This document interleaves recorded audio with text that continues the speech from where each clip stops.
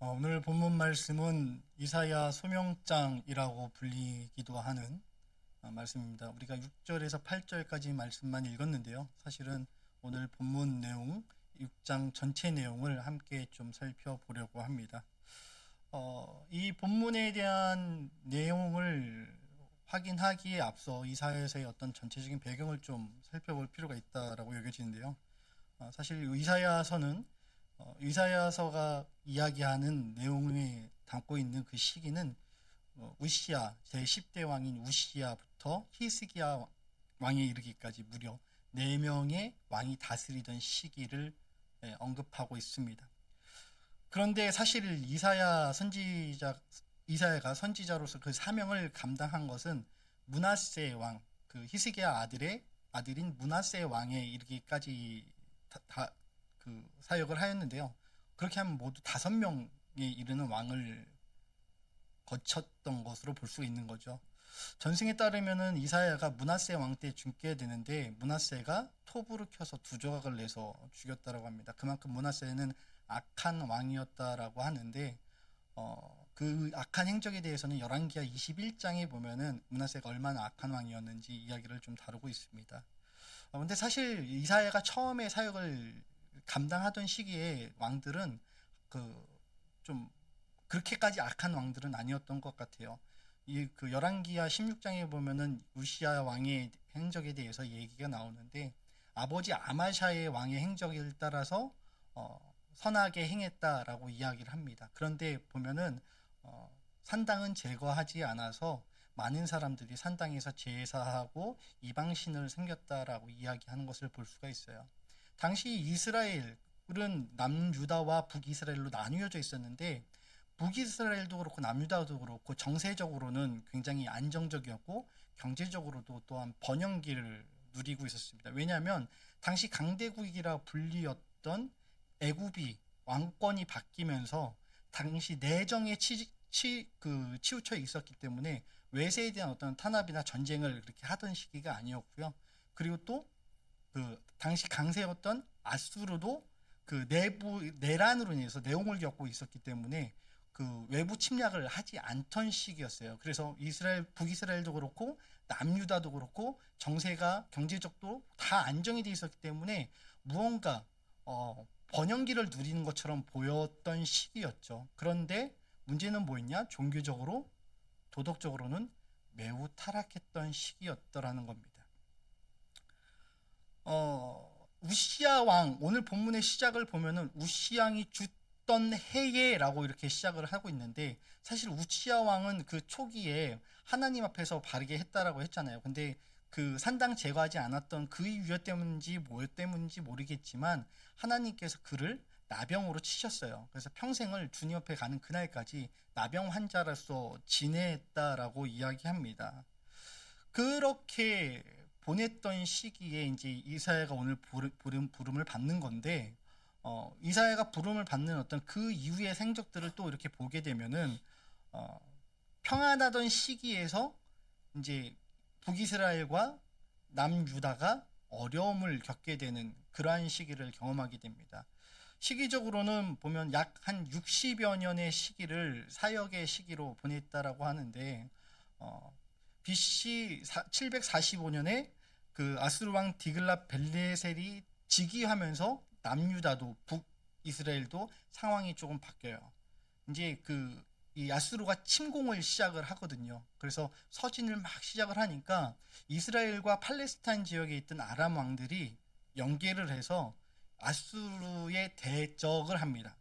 그때 남유다에게도 야 너네도 우리랑 같이 해서 좀 대적하자라고 이야기를 해요. 그때 그 남유다는 어떻게 하냐면 그 연합군에 가지 않고 아수르의 친아수르 정책을 펼쳐요. 그러니까 그것 때문에 북이스라엘과 유다가 전쟁이 일어나기도 하고 그런 어떤 배경을 좀 가지고 있습니다. 남유다는 그때 또 그러다가 나중에 좀 시간이 흘러서 살만에셀 5세가 즉위하는데 그때 BC 722년에 북이스라엘이 멸망을 합니다.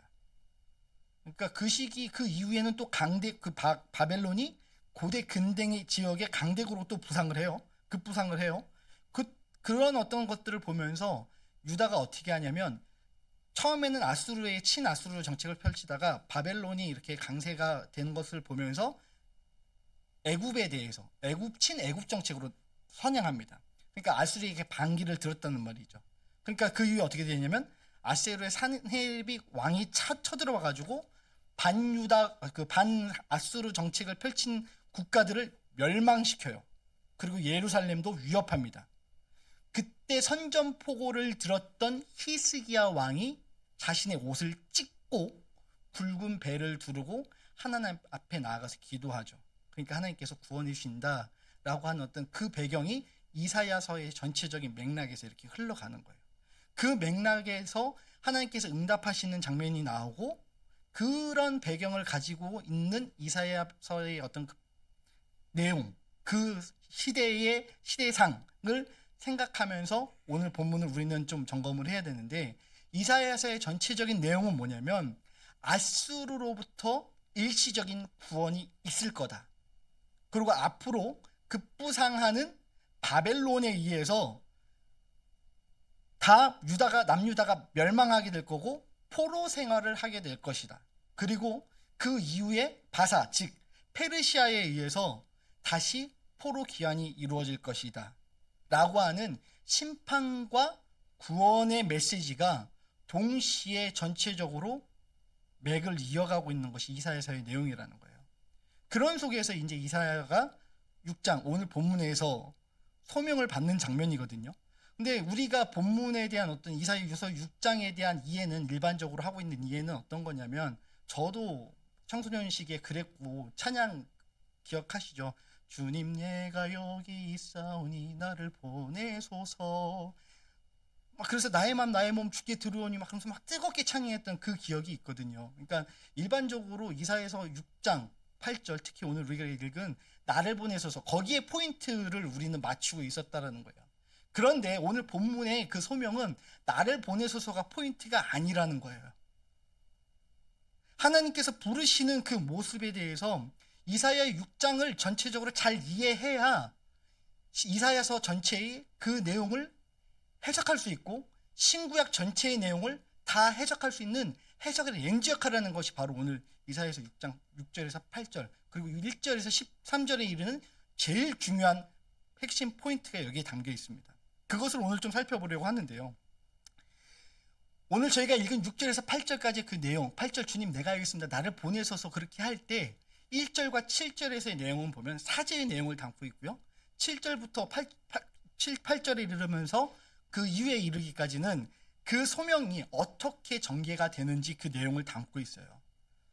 그래서 보면 1절에 시작할 때 우시아 왕이 죽던 해라고 하면서 시작을 합니다. 그러니까 왕이 죽는다는 것은 사실 어떤 의미인가요? 그러니까 나라 정치 상황이 매우 혼란스럽다. 중체대한 일에 직면했다라는 것을 이야기합니다. 나라의 수장이 바뀐다는 것, 갑작스럽게 바뀐다는 것, 우리 지금 살면서 대한민국 역사 이래 2번을 겪었잖아요. 얼마나 혼란스럽습니까? 경제적으로 무역의 어떤 그런 그 외환 문제가 그 외국에서도 굉장히 그 시급 그 중차대하게 보고 그 환율이 요동쳤었잖아요. 그리고 또 이때 북한이 쳐들어오면 어떡하지? 라고 하는 그 긴박함. 제가 여러 말을 할 필요가 없을 정도로 우리는 그 위험성에 대해서 몸소 겪었어요. 그러니까 우시아 왕이 죽던 해라고 하는 그 이야기는 그 유다가 지금 정치적으로 경제적으로 번영했었는데 위협을 당할 수 있었던 시기라는 것에 대해서 표현해 주는 거예요. 근데 그 시기에 어떤 일이 일어납니까? 하나님의 존귀한 모습이 드러나요. 하나님이 높이심을 받는 모습을 이사야는 6장 1절에서 3절까지 기록을 합니다. 그리고 이 기록하는 모습을 통해서 여호와의 심판하시는 모습이 드러나죠. 이사야가 본 환상은 악한 자들에 대한 심판이었습니다. 그리고 3절에서 거룩하다 거룩하다 거룩하다 이 찬송을 받으시고 그랬는데 갑자기 5절에서 뭐라 그래요? 화로다 망하게 되었다 라고 하면서 부정적인 말로 급선회합니다. 왜요? 이 이야기가 사실은 5장 4장과 연계되면서 우리가 이해를 해야 되는 부분이거든요. 5장에서는 심판에 대한 내용이 나와요. 포도원 노래로 알려져 있는 5장의 그 내용에서는 심판에 대한 메시지를 이야기하고요. 그 이전에는 4장에서는 구원에 대해서 얘기를 해요. 그러니까 선지서들의 특징이 뭐냐면 심판을 이야기하고 심판에 대해서 선언을 하면 백성들이 회개를 해요. 회개를 하면 하나님께서 또 용서하시고 구원을 이루세요. 그리고 구원을 하시면 또다시 교만해져 가지고 다시 타락하고 그럼 또다시 하나님께서 벌 주시고 심판하면 또다시 회개하고 그게 계속해서 반복되는 게 선지서가 이야기하는 선지사들이 살아가던 이사야뿐만 아니라 다른 선지서들도 기록하는 특징이에요. 그러니까 이게 무슨 말이냐면 우리도 비슷하다라는 거예요. 우리의 삶도 비슷하잖아요. 사실 하나님께서 우리의 잘못을 심판하시고 벌 주시면 어때요? 하나님 잘못했습니다. 우리 회개하잖아요.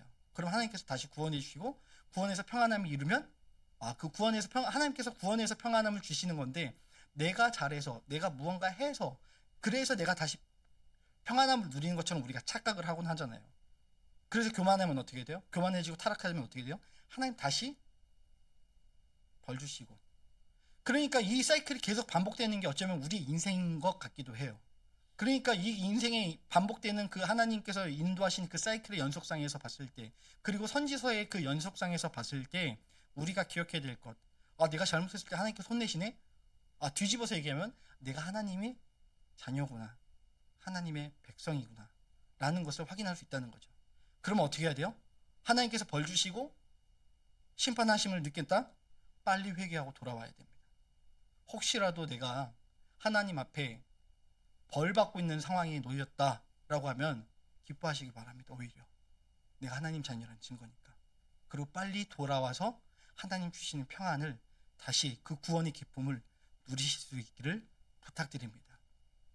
이사야서 5장에서 기록하는 포도에 대한 내용은요, 보면 극상품 포도를 세우면서 좋은 포도 맺기를 바랬는데 들포도 열매를 맺는 이스라엘이 그 이스라엘을 나무라시는 내용이에요. 그래서 화 있을진저라는 단어가 계속해서 반복해서 나옵니다. 그렇기 때문에 그 반복해서 나오는 화 있을지라는 그 단어가 오늘 6장 5절에서 같이 그 연장선상에서 등장하는 거예요. 심판, 즉 자신이 망하게 된 이유가 자신의 입술이 부정하기 때문이라고 고백을 하는 거죠. 그러니까 입술의 부정함의 고백이라는 건 사실 존재에 대한 본성에 대한 부정한 삶을 고백하는 것을 대변하는 거예요. 무슨 말이냐면 지금까지 내가 선지자로서 여호와의 말씀을 증거하는 삶을 살았지만 거룩하고 또 거룩하신 여호와의 임재를 경험하는 그 순간 내 입술은 여호와의 말씀을 증거하기에 합당하지 못한 사람이었다는 것을 깨닫게 되었다는 것을 의미하는 거죠. 우리도 그렇잖아요. 우리의 삶도 보면 내가 뭔가 대단한 것 같고 내가 능력이 있고 내가 실력이 있어서 무언가 자격이 있어서 이 자리에 서서 그 자리에서 내 자리에서 무언가를 한다라고 생각을 하잖아요. 그런데 우리가 누가 감히 하나님 앞에서 거룩하다라고 이야기할 수 있습니까? 우리가 누가 감히 우리의 자격으로 하나님 앞에 설 수 있습니다라고 얘기할 수 있는 사람이 이 자리에 그 누가 있습니까? 아무도 없잖아요. 하나님의 거룩함을 경험하는 순간 우리들이 할 수 있는 고백은요, 주님 저는 죄인입니다. 나를 떠나소서. 이 고백밖에 없다는 거예요. 소명받은 자들의 특징이죠. 구약에 나오는 소명장에서도 보면 출애굽기에서도 모세를 하나님께서 부르셨을 때 그렇고요. 예레미야를 부르셨을 때도 그렇고요. 신약에 나오는 베드로도 사도 바울도 모두 하나님께서 부르셨을 때 그 콜링을 받았을 때 소명을 받았을 때 주님 제가 알겠습니다. 담대하게 내가 나가겠습니다. 이렇게 말을 먼저 한 게 아니라 주님 제가 죄인입니다. 제가 죄인데 무슨 자격이 있어서 제가 감히 그것을 할 수 있단 말입니까? 저는 못합니다. 저 할 수 없어요. 저 못해요. 라고 이야기를 먼저 한다는 거죠. 그게 소명받은 자의 특징이라는 거예요. 그러니까 그 소명이 내가 만약에 하나님께서 나 부르신 게 하나님 현명하신 선택이에요 라는 마음을 가지고 있다라고 하면요, 죄송합니다. 그거 소명 아니실 수 있어요. 내가 이렇게 하면 노력했으니까, 내가 열심히 살았으니까 내가 이 자리에 있는 거 당연하지. 죄송합니다. 그 삶을 부정하는 게 아니고요, 여전히 그 마음이 있다라고 하면은 그거 소명 아닐 수 있다는 거예요. 왜요? 우리는 하나님 앞에서 죄인들이잖아요. 죄인이 죄인됨을 잊어버리는 그 순간, 그것은 하나님 부르신 소명이 아니라 내 일이 되는 거예요. 소명받은 자가 해야 될 일은 무엇입니까? 내 일을 하는 건가요? 아니요, 하나님이라는 거죠. 소명받은 자에게 하나님께서 뭐라고 하십니까? 야, 네가 하는 거 아니야. 내가 할 거야. 가. 내가 할 테니까. 소명받은 자가 하는 일은요, 하나님의 일하심을 복음의 최전선에서, 내 삶의 최전선에서 직접 목격하고 경험하는 특권을 누리는 거예요. 그렇기 때문에 죄인됨의 고백이 필요한 겁니다. 나 같은 사람이 뭐라고? 만약에 내가 여전히 그 자격이 있어서라고 생각한다고 하면요, 죄송합니다. 원래 우리 자리란 건 없어요. 우리 자리란 게 있으면 하나님 안 부르셔요. 근데 우리 자리란 게 없기 때문에 하나님께서 부르시는 겁니다. 근데 우리 늘 실수하잖아요. 내가 이 자리에 있는 거, 내 자격이 있어서 이 자리에 서 있는 거 아닌가라고. 사실 제가 부교육자로서 20년 넘게, 25년 넘게 사역하면서 매번 설교 준비하고 설교할 때마다 한 번씩 경험하고, 또 성도들 만날 때마다 경험했던 저의 교만의 원인이 뭐였냐면, 내가 이 자리에서 지금 설교하는 거 내가 그래도 공부 열심히 했으니까, 내가 그래도 배운 대로 살려고 노력했으니까, 그러니까 이 자리에 서서 내가 설교할 수 있는 거야 라는 착각을 어느 순간 하게 되더라는 거예요. 근데 그게 망하는 거의 지름길이거든요. 교만의 지름길이거든요. 근데 그게 저만 그렇다는 거예요. 우리 안 그러냐는 거예요. 우리 삶을 돌아보면 안 그러냐는 거예요. 내가 지금 누리는 모든 것들이 당연한 거라고 생각하는 거 아니냐는 거예요. 그런데 하나님을 만나고 하나님께서 부르셨고 하나님께서 이 자리에 나를 심으셨다는 그것을 알게 되고 그 앞에 서게 되면 우리의 고백은 어떻게 돼요? 당연한 거 아니라 은혜였습니다 라고 고백하게 되지 않는가요? 지금 어떠십니까? 소명자로서 하나님 부르심에 대해서 감사하면서 은혜입니다를 고백하고 계세요? 아니면 하나님 그래도 제가 이만큼 했으니까 제가 이 자리에 있는 거 아니겠어요? 라고 여전히 하나님 앞에서 씨름하고 계십니까? 참 죄인입니다. 저 아무것도 할 수 없어요. 저처럼 부정한 사람이 뭘 하겠습니까? 라고 할 때 하나님께서 오늘 7절의 말씀처럼 죄를 사하십니다. 부정한 것을 용서해 주세요. 내가 할게. 내가 한다. 너는 그 자리에 있기만 해. 그러고 보내시는 게 그게 소명이에요. 내가 가겠다고 해서 가는 게 아니라, 보내시는 곳에 내가 가는 게 아니라 보내심을 받는 것. 그게 바로 소명입니다. 오늘 2부에 우리 자녀들이, 우리 청년들이 그러한 마음으로 성경의 보내심을 받는 것으로 확인하기 위해서 파송 예배 드리는 거예요. 내가 간다는 것을 선포하고 담대하게 파송식을 갖는 게 아니라, 아니요, 하나님께서 보내십니다. 보냄 받는 겁니다. 그것을 기억하고 선포하는 자리가 오늘 2부 예배가 될 수 있도록 여러분 기도해 주십시오. 그리고 그 마음으로 갖고 일본 땅으로 나아가게 해 주십시오라고 기도해 주십시오. 그때 하나님께서 일하십니다. 우리가 하는 거 아니에요. 하나님께서 일하셔야 그 땅이 변하고 그 땅이 회복됩니다. 이사야가 자신의 입술에 대한 부정을 고백했을 때 하나님께서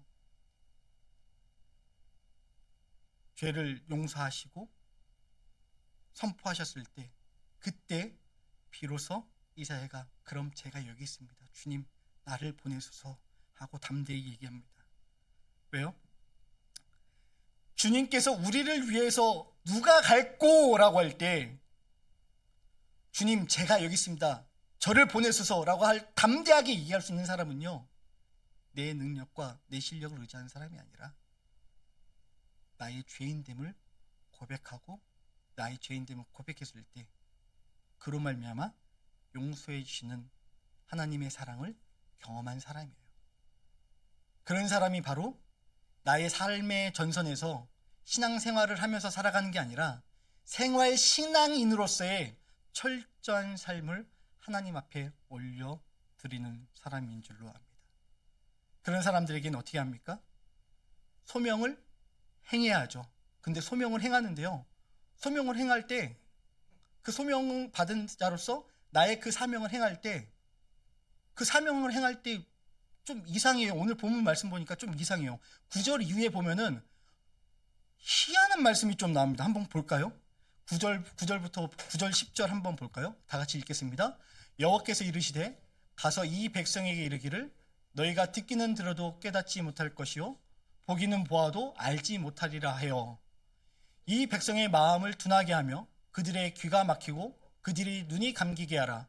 염려하건대 그들이 눈으로 보고 귀로 듣고 마음으로 깨닫고 다시 돌아와 고침을 받을까 하노라 하시기로. 여기 보면은 히브리어 원문에 보면은 강조용법이 있어요. 9절 한 번만 띄워주시겠어요? 9절 보면은 듣기는 들어도 깨닫지 못할 것이요 보기는 보아도 알지 못하리라 라고 하는데, 이 어법이 조금 히브리어 원문 묻기는 어떤 얘기냐면 들어라 그러나 깨닫지 말라. 들어라 그러고 깨닫지 말라 그래요. 봐라 그러나 알지 말라. 알지 못하리라, 깨닫지 못하리라. 이렇게 부드러운 표현이 아니라 원문의 표현에 보면은 그 강조 히브리어의 그 부정 강조용법을 보면 봐라 그런데 알지 못할 거야. 알지 마라. 알지 못할 거야. 알지 마라. 들어라 그런데 깨닫지 마라. 이상하지 않으세요? 무슨 말이냐면 내가 이야기를 하는데 이야기를 하는 것을 깨닫지 말고 듣지도 말고 듣는데 깨닫지 말고 보는데 알지 말라는 거예요. 10절은 더 아이러니에요. 이 부분을 이제 좀 그 번역을 하면 뭐라고 하냐면 백성의 마음을 둔하게 만들어라. 그들의 귀가 막히고 눈이 감겨지리라.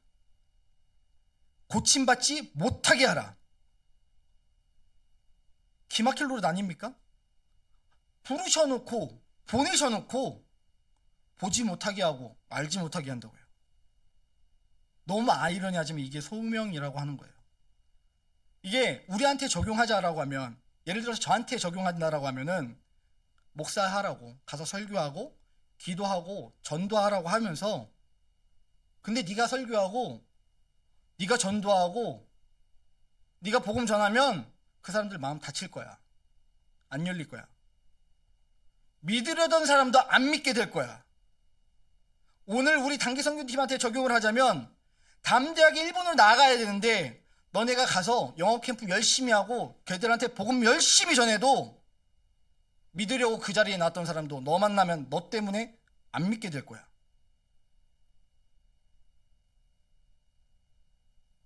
절망돼서 나갈 수 있겠습니까?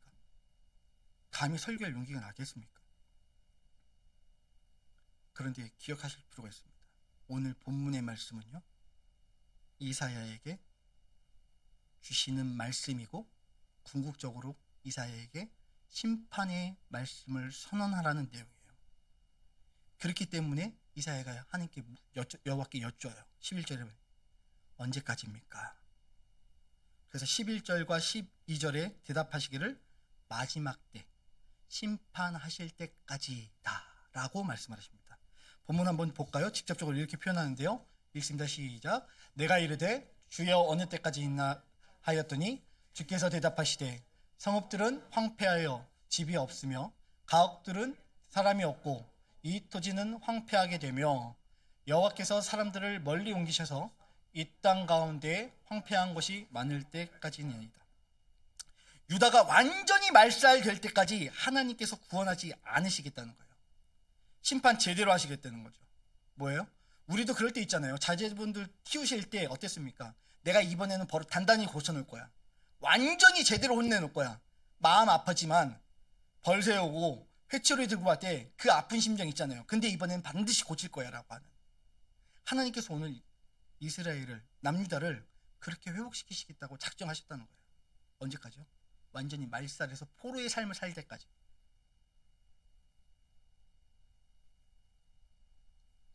그것을 심판해 하시겠다는 것을 말하라고 하는 것이 바로 오늘 소명받은 이사야가 전해야 될 메시지의 내용이었습니다. 근데 만약 여기서 끝났다라고 하면은 정말 할 말도 없고 우리가 해야 할 일도 어쩌면 의미가 없을지 모르겠어요. 그러나 맨 마지막 절인 13절의 말씀이 구원과 회복으로 우리를 나아가도록 이야기해 줍니다. 그것이 바로 오늘 본문에서 발견해야 될 가장 중요한 핵심이고 이사야서를 이해하는 가장 큰 핵심 포인트고 또 신구약을 열어주는 해석의 렌즈가 될 수 있는 구절입니다. 13절 한번 다 같이 한번 볼까요? 그 중에 10분의 1이 아직 남아있을지라도 이것이 황폐하게 될 것이나 밤나무와 상수리나무가 뱀을 당하여도 그 구루터기는 남아있는 것 같이 거룩한 씨가 이 땅의 구루터기니라 하시더라. 잘 느낌이 없죠? 여기에 나오는 밤나무, 상수리나무 이사야 1장과 5장에도 나오는데요. 근데 이 나무가 배임을 당한다라고 합니다. 배임을 당하는데 밑둥만 남는데요. 그럼 끝났다는 의미입니까? 이제 너네 끝났어. 그 의미예요. 구루터기. 그 다음에 나오는 거룩한 씨라는 표현에 우리는 주목해야 됩니다. 4장에 보면은 싹이 나온다라는 표현이 있는데 싹이 나오기 위해서 필요한 게 뭐예요? 거룩한 씨예요. 그러니까 6장을 다시 한번 정리해 보면 이사야서 6장에서 핵심 내용은 심판을 통해서 구원이 나온다라는 거예요. 그러니까 남은 자를 나오게 하는 구원자가 나온다는 의미인데 그 구원자가 누구냐? 바로 거룩한 씨. 그 씨가 누구냐? 씨라고 하는 단어가 히브리어 째라라고 하는데요. 성경의 원시복음에 있는 창세기 3장 15절 여자의 후손 할 때 후손 아브라함의 언약 다윗 언약 통해서 나라를 회복시키시겠다고 했던 매우 중요한 단어죠. 그 단어가 바로 째라입니다. 째라, 후손, 씨 같은 단어거든요. 원시복음에서 이야기하는 여자의 후손 누굽니까? 예수 그리스도시죠. 이 거룩한 씨가 바로 예수 그리스도입니다. 그 예수 그리스도께서 누구신지, 그 거룩한 씨가 누구신지, 그 여자의 후손이 누구며 어떻게 하나님 나라를 회복하시는지, 5장에서 다뤘던 그 타락했던 포도나무, 즉 언약 백성들을 회복시키는지, 그것을 거룩한 씨 예수 그리스도 통해서 회복이 이루어진다는 것, 그것이 바로 이사야서가 주시는 우리의 교훈이고 신구약 전체의 가장 중요한 메시지입니다. 이 이야기가 나중에 이사야서 7장에서 임마누엘로, 9장에서는 한 아기로, 다윗으로부터 난 한 아기로, 11장에서 또 한 싹으로 나아가면서 연장선상되면서 쭉쭉쭉 어떻게 돼요? 복음이 확장되고 회복이 되어지는 모습이 등장하게 되는 것이죠. 그렇기 때문에 소명이라고 이야기하는 오늘 이사야서 6장을 통해서 우리가 발견해야 될 사람은요, 우리가 찾아야 될 바로 그 사람은요, 가장 중요한 분이 바로 6장 13절에 나오는 예수 그리스도이신 줄 믿습니다. 이사야서는 별칭이 복음서, 제5복음서라고 해요. 왜요? 예수님에 대한 예언이 다수 등장하기 때문이에요. 방금 전에 말씀드렸던 이사야서 7장 임마누엘, 9장 다윗의 후손의 한 아기, 11장에서 한 싹 이렇게 이어진다 그랬잖아요. 근데 그 이야기가 예수님의 예언이 다수 등장하면서 하나님께서 사용하시는 구원자가 누구일까를 맨 처음에 조명을 하다가 39장까지는 하나님의 종이라고 하던 그 표현이, 다윗의 후손이라고 했던 그 표현이 40장에서 55장에 이르면서 여호와의 종이라는 표현으로 나가고 55장, 56장에 이르러서 여호와의 종들이라는 표현으로 나가요. 그러니까 뭐냐면 하나님께서 쓰시는 구원자가 누구며 하나님께서 그 구원자를 어떻게 사용하시는가에 그 초점을 두고 연결을 되면서 이 하나의 그루터기 씨, 하나의 다윗의 후손, 씨, 한 싹 이렇게 연결이 되면서 그분이 구원하신다라고 한다는 거예요. 그러니까 칭의와 성화의 은혜는 우리의 힘과 능력이 아니라 오롯이 하나님의 위대한 능력으로, 하나님의 위대한 창조의 역사가 임할 때 가능하다는 거예요. 그 창조 역사가 우리에게 임할 때 비로소 우리가 부름받은 소명자로서의 역할을 할 수 있다라고 하는 것이 바로 오늘 본문이 주는 교훈입니다. 그러므로 우리가 여호와의 예수 그리스도의 은혜로 여호와의 종들이 되어서 여호와의 종이신 그분을 뒤따라가는 제자, 성도, 사명자의 삶을 살 수 있게 됩니다. 오늘 본문을 통해서 그루터기이신 예수 그리스도를 다시 한번 만나시기 바랍니다. 두 번째로 예수 그리스도를 전해야 되는 사람을 우리는 또 발견해야 될 것 같아요. 하나님은 그분의 사역에 있어서 언제나 하나님께서 친히 일하신다고 말씀드렸잖아요. 그러나 사람을 통해서 일하신다는 점이에요. 그러기 때문에 부르시는 거예요. 그러나 이사야가 부르심 받은 것은 그의 실력이나 능력 때문이 아니었습니다. 자신의 무능함과 죄인임을 고백하는 것. 그렇게 했을 때 하나님께서는 그에게 죄사함을 선언하셨고 내가 너를 사용하겠다라고 말씀하셨습니다. 우리가 복음을 전할 수 있는 이유, 우리의 힘과 능력이 아니라 하나님께서 우리를 사용하시겠다라고 하셨기 때문입니다. 그렇다고요, 거룩한 씨이신 예수 그리스도를 전하는 우리의 사명은 하나님께서 부르셨기 때문에 가능한 거고, 부르심 받은 우리는 하나님의 일하시는 현장을 최전선에서 보고 경험하고 또 나를 통해 일하시는 하나님을 느낄 수 있는 특권을 누리는 사람들입니다. 그러므로 내가 뭘 할 수 있을까 주저할 필요가 이제 없습니다. 주님 앞에 나의 죄인됨을 고백했다면, 그래서 내가 너를 쓸게 라는 그 소명을 받았다면 이제 담대하게 나아서 우리는 복음을 전하면 됩니다. 우리가 복음을 전하고 믿음의 삶을 살아갈 때 우리를 통해서 일하시는 성령의 일하심을 경험하게 될 줄로 믿습니다. 그 특권을 누리시는 삶을 살기 바랍니다. 세 번째로, 예수 그리스도가 심판에서 구원할 자이심을 드려야 할 사람들을 오늘 또 발견을 해야 될 것 같아요. 우리가 말한다고 해서 돌이킬 사람 아무도 없죠. 그런데 여전히 우리는 우리가 할 수 있다라고 생각하는 경향이 있죠. 그런데요, 우리가 복음 전하면요, 죄송하지만 더 강팍해질 수도 있어요. 제가 설교할 때 오히려 이 설교를 들으면서 강팍한 마음이 드실 수도 있습니다. 내가 복음을 전하는데 그 복음을 듣는 사람이 하나님에 대해서 나 믿으려고 했다가 너 때문에 안 믿어, 이럴 수도 있다는 거예요. 그러나 담대하십시오. 담대하게 선포하십시오. 그리스도의 십자가와 그 사랑, 우리는 전하기만 하면 됩니다. 듣기는 들어도 알지 못하고 보아도 알지 못한다는 이 말씀은 사복음서에서 씨 뿌리는 자의 비유로, 천국의 비유를 얘기할 때 예수님께서 말씀을 하세요. 그 비유가 무엇입니까? 라고 할 때 네 가지 밭을 얘기하시죠. 길가에 뿌린 씨, 돌밭에 뿌리운 씨, 가시밭에 뿌리운 씨, 좋은 땅에 뿌리운 씨. 어떤 분들은 이게 산 사람의 마음이다 라고 해석하기도 하고, 네 종류의 사람들이다, 열매다, 이렇게 해석하기도 하고 다양한 해석들을 하곤 합니다. 그런데 한 가지 확실한 건 뭐예요? 우리가 복음을 전할 때 좋은 땅에도 뿌려질 수 있다는 거예요.